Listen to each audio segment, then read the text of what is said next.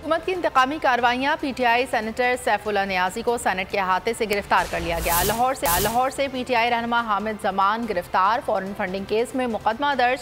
कराची में भी PTI रहनुमा तारिक शफी के घर FIA का छापा। कोई गिरफ्तारी अमल में नहीं आई। 2 मोबाइल फ़ोन जब्त कर लिए गए। Tariq Shafi PTI central finance board के मेंबर हैं। PTI रहनुमा आमिर कियानी के घर भी छापा मारा गया।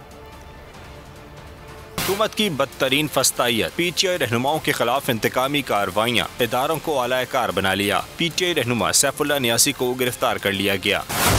सैफुल्लाह नियाज़ी को सेनेट के अहाते से गिरफ्तार किया गया। सैफुल्लाह नियाज़ी पर वेबसाइट नामंजूर चलाने और गैर कानूनी तौर पर फंड रेजिंग का भोंडा इल्जाम लगाया गया है।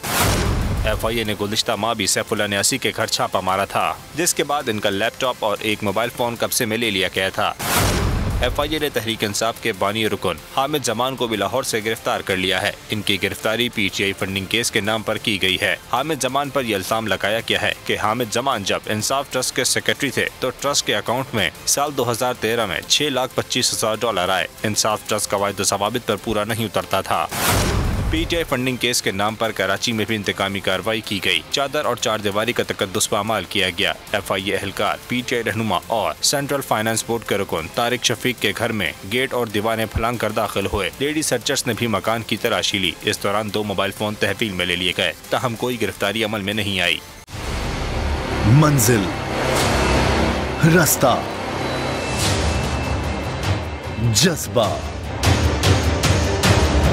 भयानक सच्चाई से हटाए पर्दे और तोड़ डाली झूठ की बेड़ियां। सलाखों से डरना कैसा जब चट्टानों ने पाला हो। इमरान खान बोल के साथ जुम्मे से इतवार रात 10 बजे सिर्फ बोल न्यूज पर। सबसे ज्यादा व्यूज, सबसे ज्यादा रील्स और सबसे ज्यादा रेटिंग के साथ बोल अब भी नंबर 1 पोजीशन पर बरकरार। और अगर आपको हमारी ये वीडियो पसंद आई है तो लाइक पर क्लिक कीजिए।